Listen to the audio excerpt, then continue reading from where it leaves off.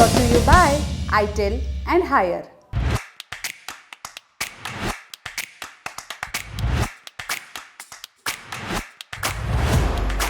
इस खबर में फिलहाल इतना ही। अब चलते हैं अगली खबर की ओर। अब संसद की बात करते हैं। सबसे पहले राज्यसभा की बात। सुबह 11 बजे कार्यवाही शुरू हुई।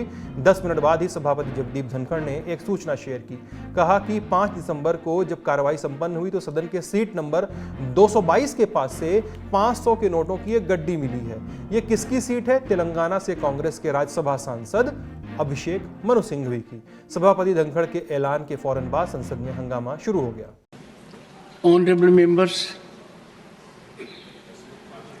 I hereby inform that during the routine anti-sabotage check of the chamber after the adjournment of the House yesterday, apparently a wad of currency notes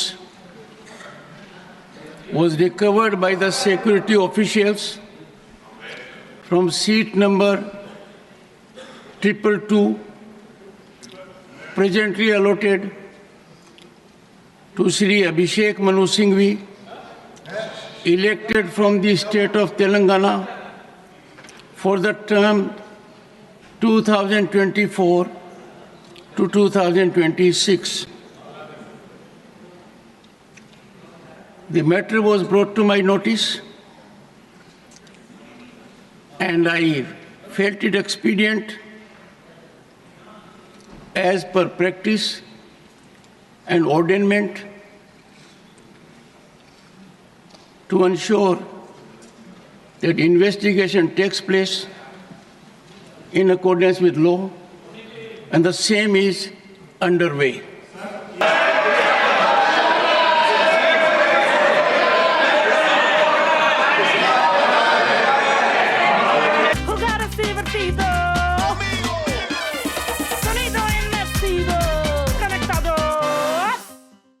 ये आरोप सीधे सभापति की ओर से लगाए गए थे। ऐसे में राज्यसभा में नेता प्रतिपक्ष मल्लिकार्जुन खड़गे खड़े हुए और उनकी सभापति धनखड़ से तीखी बहस हुई। जब तक इन्वेस्टिगेशन नहीं होता और जब तक आपको ऑथेंटिसिटी से कोई एक व्यक्ति के पास या कोई एक सीट के ऊपर मिला है, उसका ऑथेंटिसिटी नहीं होता, तब तक तो उसका नाम बोलना ही नहीं। ये अरे छोड़ो भाई sir, you know, you all lawyers, can he do like this? One second. To respond to the Honorable LOP, I was extremely concerned and therefore I myself ascertained whether the Honorable member had really attended the house. I couldn't go more than that. लेकिन कांग्रेस सांसद की seat के पास नोटों की गड्डी मिलने का जो मुद्दा है वो सत्ता पक्ष के लिए एक अवसर था। जांच की मांग की जाने लगी और विपक्ष ने पलटवार सभापति पर किया और इल्जाम भी लगाए।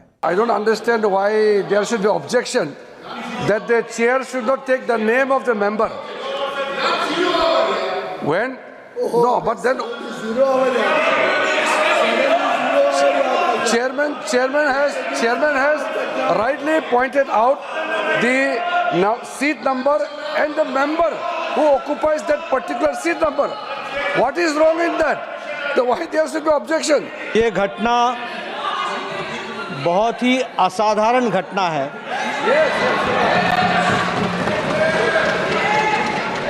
और बहुत ही सीरियस नेचर की घटना है।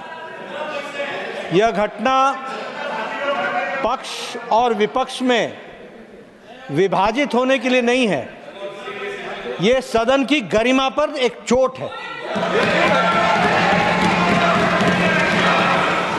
और सदन के कर्तृत्व पर एक तरीके से प्रश्नवाचक चिन्ह है। मुझे आप पर और आपकी रूलिंग पर पूरा भरोसा है कि इन्वेस्टिगेशन डिटेल में होगा। कुछ ही देर में बात सांसदों के आचरण पर होने लगी।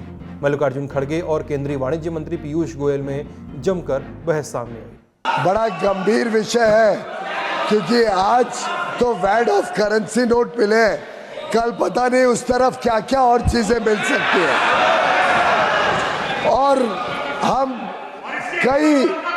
कई सेशन के ऊपर सेशन पे देखते जा रहे हैं कैसे फेक नैरेटिव और फेक न्यूज और फेक आरोप के ऊपर विपक्ष के नेता, सदन के विपक्ष के नेता और इनके सभी ये अनैतिक गठबंधन के नेताओं ने बार बार ना सदन को चलने दिया, देश में लोगों को गुमराह करने की कोशिश की और विदेशी ताकतों के ऊपर ये अपने पूरे नैरेटिव को बनाते हैं। विदेशी रिपोर्टों के ऊपर ये बार बार सदन की गतिविधियों को खराब करते हैं। अरे बैठो, सबको देख, चलो ऑनरेबल मेंबर्स, चुप। सुनते हैं साथी पत्रकारों को जो बता रहे हैं कि नोट बंडल केस में क्या क्या हुआ। 11:11 जो राज्यसभा के चेयरपर्सन है जगदीप धनखड़, जब वो जो सेशन था वो चल रहा था तो उसके दौरान उन्होंने बोला कि मैं आप सब लोगों को एक महत्वपूर्ण बात बता दूं, एक इन्वेस्टिगेशन इस समय किया जा रहा है। उन्होंने सीट नंबर 22 का जिक्र किया और सीट नंबर 22 से अभिषेक मनु सिंघवी। उन्होंने ये बात रखी सामने की जो सीट नंबर 22 है, जो सिक्योरिटी थी, उन्होंने ये बताया कि वहां पर पैसों की गड्डी मिली है। सबसे पहले जो बात सामने आई वो ये था कि उस बेंच के ऊपर पैसों की गड्डी मिली। अब वो कितने नोट हैं, कितने नोट नहीं है, ये जो बात है ये लगभग 1 घंटे के बाद खुली। जैसे ये बात सामने आई तो कांग्रेस के जो प्रेसिडेंट है मल्लिकार्जुन खड़गे, कांग्रेस के जो अध्यक्ष हैं, उनका ये कहना था कि आप नाम क्यों ले रहे हैं, अगर आप ये कह रहे हैं कि इस चीज की इन्वेस्टिगेशन हो रही है तो आपको इन्वेस्टिगेशन करनी चाहिए, लेकिन इन्वेस्टिगेशन के बाद ही आप नाम सामने लेके आए। तो एक जो शुरुआत हुई वो बहस की, कांग्रेस पार्टी एक तरफ थी, भारतीय जनता पार्टी दूसरी तरफ थी, और चेयरपर्सन का ये कहना था कि मैं आप लोगों को ये बात इसलिए बता रहा हूं क्योंकि राज्यसभा के अंदर इस समय इन्वेस्टिगेशन की जा रही है कि ये नोटों की गड्डी यहाँ पर आखिर आई कैसे। वो बात वहां नहीं खत्म हुई, फिर वो बात आगे बढ़कर ये हुई कि अगर नोटों की गड्डी आ सकती है तो कल को कोई और पदार्थ भी लेके आ सकता है। आपने देखा होगा कि किस तरीके से जब पुराने वाले संसद के अंदर लगभग 1 साल पहले विजिटर्स कूद गए थे और उन्होंने वो जो बम था जब उसको नीचे फेंका था तो किस तरीके से सिक्योरिटी पर बड़ा सवाल उठा था। पार्लियामेंट की सिक्योरिटी टीम को बदल दिया गया था, सीआईएसएफ इस समय संसद की सिक्योरिटी का ध्यान रखती है। तो सवाल ये उठाया गया कि अगर पैसों की गड्डी छूट सकती है और अगर सिक्योरिटी को चेकिंग के दौरान पैसों की गड्डी मिली तो क्या कल को किसी और पदार्थ को भी अगर कोई चाहे तो ऐसे छोड़ के जा सकता है? क्योंकि देखिए सांसदों की चेकिंग नहीं होती, बाकी लोग जो संसद के अंदर जाते हैं उन सबकी चेकिंग होती है। सांसद अपनी गाड़ी में आते हैं, गाड़ी से अंदर आते हैं और जो अलग अलग द्वार बने हुए हैं नई संसद के, उस द्वार से वो लोग अंदर जाते हैं। तो सवाल ये उठा कि कहीं ना कहीं सिक्योरिटी का लैप्स है। और वहीं इस पूरे मसले पर अभिषेक मनु सिंघवी का बयान भी सामने आया है। मैंने करीब 1 घंटे पहले ये मजाकिया हास्यास्पद चीज़ सुनी।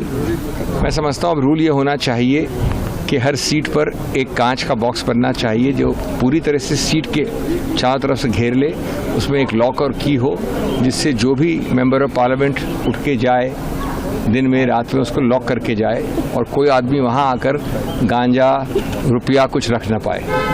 नंबर 1। नंबर 2, मैं कल फॉर्चुनेटली या अनफॉर्चुनेटली 3 मिनट के लिए आया था सदन में 12:97 पे और 12:57 पे और 1 बजे उठ गया था हाउस।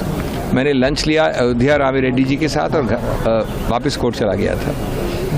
और मैं समझता हूँ कि मुझे वहाँ रख के छोड़ के जाना ये इतनी एक हास्यास्पद चीज़ है। अगर ये गंभीर नहीं होती तो मैं इसको हास्यास्पद समझता। सदन में कुछ देर बाद किसानों का मुद्दा उठा। कांग्रेस सांसद जयराम रमेश ने किसानों को मिलने वाली एमएसपी पर सवाल किया। साथ ही सभापति जगदीप धनखड़ को एक वाकया याद दिलाया। ये वाकया था जगदीप धनखड़ और केंद्रीय कृषि मंत्री शिवराज सिंह चौहान के बीच सार्वजनिक मंच पर हुआ संवाद। देखिए वो वीडियो। मुझे माननीय कृषि मंत्री जी थोड़ी पीड़ा है, मेरे लिए चिंतन और चिंता का विषय है। अब तक ये पहल क्यों नहीं हुई? आप कृषि कल्याण ग्रामीण विकास के मंत्री हैं। मुझे याद आती है सरदार पटेल की, उनका जो उत्तरदायित्व था देश में एकता करने का, कैसे उन्होंने बेखूबी किया। ऐसी चुनौती आज आपके सामने है, इसको भारत की एकता से कम मत मानिए। अब यही संवाद आधार बना। जयराम रमेश ने सवाल उठाए, सभापति ने हस्तक्षेप किया और शिवराज सिंह चौहान ने दिया ये जवाब। मैं मंत्री जी से शिवराज जी पूछना से चाहता मेरी हूं लंबी बात हुई है, कि सुनिए। 3 दिन पहले एक उच्च संवैधानिक पदाधिकारी ने सुनो, नथिंग हमारे किसानों की दर्द जयराम रमेश जी के सामने जयराम रखी। रमेश जी, मैं मंत्री जी से पूछना माननीय चाहता हूं मंत्री जी। कि अधिकारी के टिप्पणियों का उन्होंने संज्ञान लिया है और उनकी क्या राय है एमएसपी को लेकर, जो उस संवैधानिक मंत्री जी। पदाधिकारी ने एमएसपी को लेकर उसके पहले मैं बता दूं, माननीय मंत्री जी मेरे साथ थे, जाते समय भी थे, आते समय भी थे, और मैंने माननीय मंत्री जी के कहा और मैं आश्वस्त हुआ कि जिस आदमी की पहचान देश में लाडले के नाम से थी, वो किसान का लाडला होगा, और मैं पूरी तरह आशावान हूं और ऊर्जावान मंत्री अपने नाम के अनुरूप शिवराज ये कर दिखाएंगे। जयराम रमेश जी से मुझे उम्मीद थी कि वो कोई प्रश्न पूछेंगे, किसान को बड़ा अच्छा लगता यदि अगर एक बार भी एडजमेंट मोशन आता, आया नहीं। शिवराज जी बोलिए। माननीय सभापति महोदय, और आज मैंने आपका नामांकन कर दिया किसान के लाडले। प्रणाम आपको। बोलिए। माननीय सभापति महोदय, आदरणीय जयराम रमेश जी का मैं बहुत आदर करता हूं। उन्होंने पूछा है कि एमएसपी के बारे में उनकी राय, मेरी राय क्या है। बहुत पवित्र राय है। हम 50% लागत का 50% से ज़्यादा मिनिमम सपोर्ट प्राइस तय करेंगे और खरीदने का भी काम करेंगे। आपने नहीं खरीदा, मैं एक एक आंकड़ा पढ़ के बता सकता हूं। कांग्रेस की जब सरकार थी, कभी एमएसपी पे आपने खरीद नहीं की। किसान खून के आंसू रोता था, लेकिन मेरे लिए किसानों की सेवा भगवान की पूजा है और यही मान के उनकी सेवा के काम में निरंतर लगे रहेंगे। एमएसपी पर किसानों को उत्पाद खरीदा है और अब भी पूरा उत्पाद खरीदेंगे। अब बात लोकसभा की करते हैं। कार्रवाई शुरू हुई, विपक्षी सांसदों ने नारेबाजी शुरू की, जय संविधान के नारे लगाए। इस पर स्पीकर ओम बिरला भड़क उठे, पूछ लिया कि क्या आप लोग सदन नहीं चलने देना चाहते। आप प्रश्नकाल से नहीं चलाना चाहते।